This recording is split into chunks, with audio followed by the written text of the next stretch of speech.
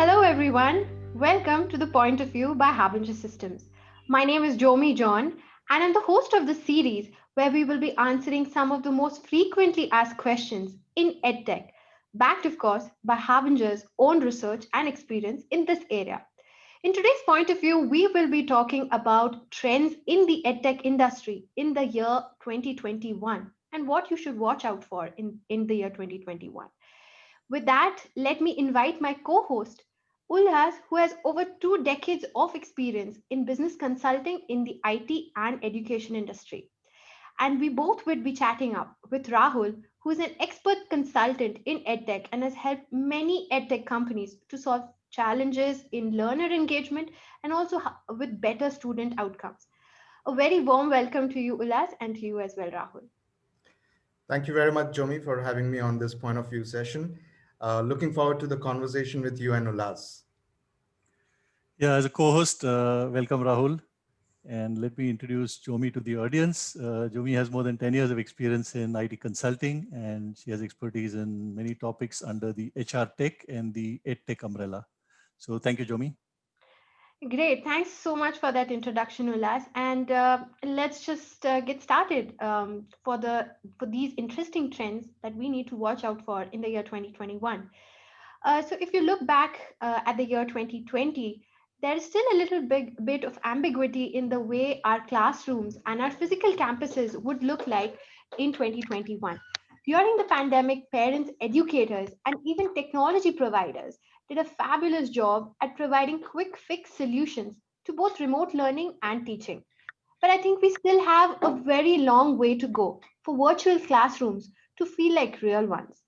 So let's find out what are the trends that will guide our decisions in the year 2021. So let me turn towards you, Ulhas. Speaking of these definitive trends for 2021, what is the first trend that we're going to talk about today? Sure, Jomi. 2020 has been a roller coaster ride for all of us. Mhm. And, this has thrown up a lot of good opportunities and imperatives. So one such imperative that I would like to start with is leveraging artificial intelligence Mhm. to build skills for the future.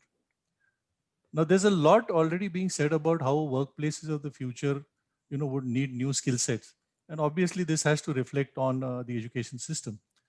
In fact, McKinsey released a report a couple of years back, which states that by 2030, 65% of today's grade school kids will end up at jobs that haven't been invented yet. So, which means that the children entering the job market would do so with a big competency gap. Mhm. And I think AI will play a big role in this transition, especially from a tech perspective. Well, Ulas, thank you very much for bringing up the role of AI in helping this skill gap issue. Uh, let me give you an example as to how AI can intervene and solve this challenge.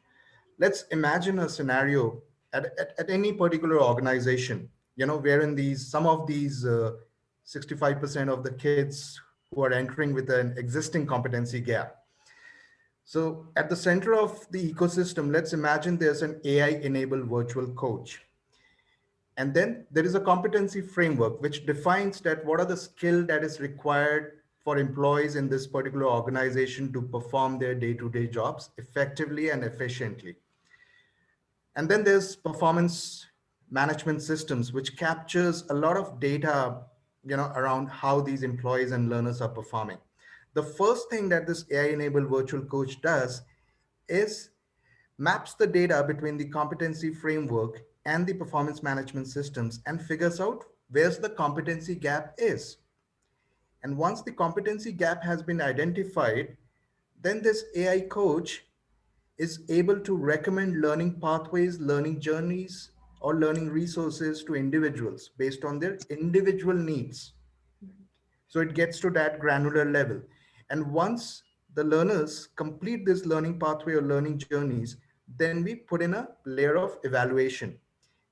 Again, AI comes into picture and evaluates whether the competency gaps that were identified earlier, whether they have been addressed or not. And if not, then what is the course correction that needs to be done? So that's the kind of, role AI has the capability to play in. Absolutely. So I think what we make out of that is AI to fix and think about skill gaps in education and in edtech. Ullas, what's next on our list? Yeah, the next one I would say is, supporting educators. The Mhm. pace at which educators have had to adopt to technology-driven delivery methodologies has been unprecedented. And this is likely to continue with newer technologies coming in. So Mhm. it is important that educators not only have a say in design of the edtech products, but are also provided with a lot of technology support tools. Mhm. What do you say, Rahul? Absolutely, Ulas. And let me share a couple of examples out there. There are tons of examples wherein people are innovating technology to help educator. But just in the interest of time, I'll keep it short and keep it to two. First one is Quillions, which is an AI-enabled question generation tool. This product has been developed by Harbinger. What it does, it allows educators, instructors, teachers to generate questions out of their content, teaching content in a jiffy. It's as simple as these four steps that you see on your screen right now. Mhm. The second example, it might sound uh, very limited when it comes to use of cutting edge technology, but it's very effective in the day-to-day job that a teacher or an educator has to perform. These are the Google Chrome extensions. The one that I like the most is they've come up with this extension which allows you to create or schedule a Zoom meeting while you are still there in the Chrome browser. So you don't have to navigate between browsers and different applications. You can get it done in the same browser, same window. Great. Thanks for sharing these examples. I can imagine the amount of pressure that is there on these teachers to satisfy not just the kids, but if I have to also say some of these, remote working, overworked, burned out parents, how is that even possible, right? So before I have the brick bats flying at me, Ulas, do you think we should go on to the next trend? All right, let's do that. Yeah. So, we will see a lot of acceleration in digital transformation for education institutes. I think the year 2021 would be a watershed year for this kind of transformation. Of course, the level of digital transformation will vary from, whether it is K-12 or higher education or skilling platform. But there's no denying the fact that digital transformation is much more than just providing a Zoom link to the educators to deliver Mhm. sessions virtually. In addition to AI and supporting educators that we already spoke about, I think it will also involve creating an entire end-to-end, hybrid learning system or an ecosystem, which will bring about this transformation. Absolutely, Ulas. Accelerating digital transformation is the need of the hour. I'll share a story here which will set the context for us in terms of how higher ed institutions, organizations are leveraging technology to achieve the three key outcomes, which is student engagement, student outcomes, and higher enrollments. This example is for Georgia Tech University. When the pandemic curveball hit, uh, the situation was very chaotic. They quickly had to make a pivot to address a few things. And some of those things were suddenly there was this 6,000 odd faculty and staff members coordinating from locations off campus virtually. The lab services, they had to be migrated to virtual labs, provide the access to the students. And then there were these, 20 odd different systems, sitting in silos in the university, and, they were not talking to each other. And the systems would include the student success systems, learning management systems, and other applications. So they had to be integrated, made to talk to each other and, make sense out of the data. And by using innovative product engineering services, the university was able to achieve three key outcomes. And there's some data that they have produced for those outcomes. The student attendance was tracked at a rate of 98.5% in the last week of class. That's absolutely amazing considering everything was happening virtually. So there was this student engagement part happening. The graduation rates and grade point averages are the highest till date in spring semester. That this exemplifies the point that the student outcomes were not being compromised even if everything was happening virtual or in a remote environment. And the last one, which is very important for higher ed institutions, enrollments. Everyone worried that things going remote, the enrollments would start decreasing. Yes, it did decrease initially, but with the help of digital transformation, they were able to achieve largest freshman class yet in fall semester. So they were able to address the three key outcomes and the key indicators for successful transition that they made from a physical campus to a digital campus. Just to add to that, right, Rahul, I've also been reading about this particular case study that you have mentioned, is that Georgia Tech had proactively invested in LMS integrations with video conferencing tools. They had invested in collaborative classrooms and even sort of anticipated that they need some sort of support for future scalability, and therefore there was this support for cloud network infrastructure and even virtualization. And what I also read is they have also invested in data analytics, which basically helps educators and students to basically look at data and enhance that, this entire digital learning experience. So the point I'm trying to make is that if, especially in the audience, for the product developers and the managers listening in, 2021 is going to need you to take cognizance of these factors and sort of tune that into your product. So I think I just wanted to add that one tiny point over there. And I think we have time for one more. So Ullas, what's that going to be? Yeah, okay, so let me quickly take on the last one. And I think it is equity in education. The pandemic has widened the already significant social disparity. And as education and training have shifted online, the fears about digital divide have intensified. So we are talking about digital inclusion and we're talking about bridging the digital divide. And technology will play a major role in providing ways in which we could do this. What do you think, Rahul? I would agree to that, Ullas. And everyone in the community has to play their part to bring in equity in education. For example, Verizon, they're helping out 30,000 odd kids in the New York City district by providing mobile hotspots so that they can continue with their remote learning and virtual learning experiences. At Harbinger, we have been trying to play our part to try and bring in equity through one of our flagship products, which is the offline player. What it does, it basically allows learners, students to access learning content data without internet connectivity. Yes, to begin with, you need internet when you can download it, but then you can use it offline. And once you have the internet connection back, you can sync in your data. There are also very interesting topics on digital responsibility and citizenship. And this topic in itself is very vast, and probably, Jomi, it will require a whole new point of view session there. Absolutely, I agree, and we'll have one soon. Done. So, thanks for that. And I think I'm just having a look at the chat, and I can see a couple of questions popping up. Let's see, which one do we take? I can see one. Here's one. How should we think about digital transformation? For a product manager, could you help us with some pointers to get started? Well, I can take that one, Jomi.